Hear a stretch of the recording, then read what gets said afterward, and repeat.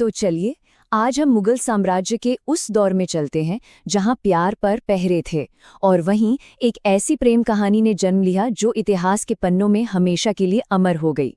जी हाँ, ये कहानी है अनारकली की।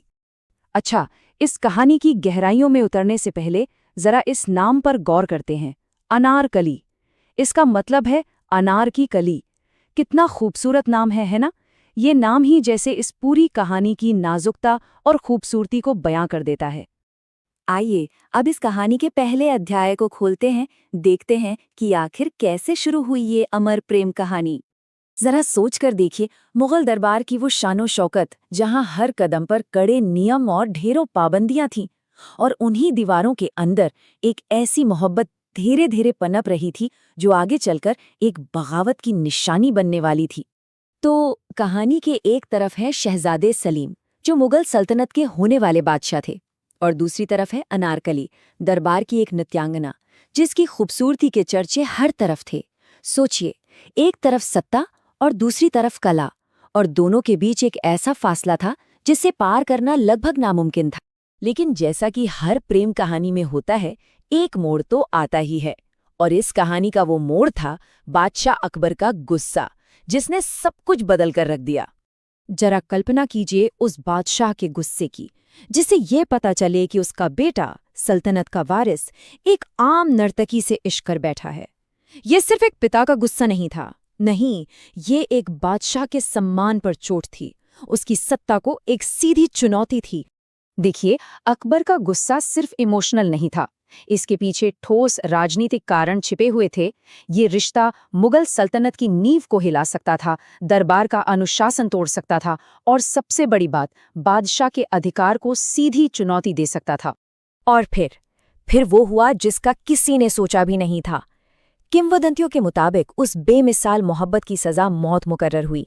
अनारकली को जिंदा दीवार में चुनवा दिया गया, और शहजादा सलीम अपनी मोहब्बत को अपनी ही आंखों के सामने मिटते हुए देखता रह गया, कुछ कर नहीं सका। तो ये तो थी वो कहानी जो हम सबने सुनी है, लेकिन क्या इस कहानी में सच्चाई का कोई अंश भी है?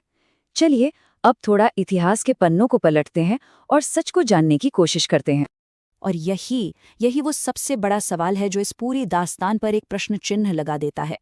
क्या अनारकली नाम का कोई किरदार इतिहास में सच में मौजूद था भी या नहीं? तो यहाँ कहानी और इतिहास बिल्कुल आमने सामने खड़े हैं। एक तरफ दिल को छू लेने वाले दावे हैं, तो दूसरी तरफ ऐतिहासिक रिकॉर्ड्स की खामोशी। मुगलों ने अपने शासन का हर छोटा बड़ा ब्यौरा लिखवाया था, लेकिन उन हजारों पन्नों में अनारकली का नाम कहीं नहीं मिलता। न उसकी मोहब्बत का जिक्र, न उसकी सजा।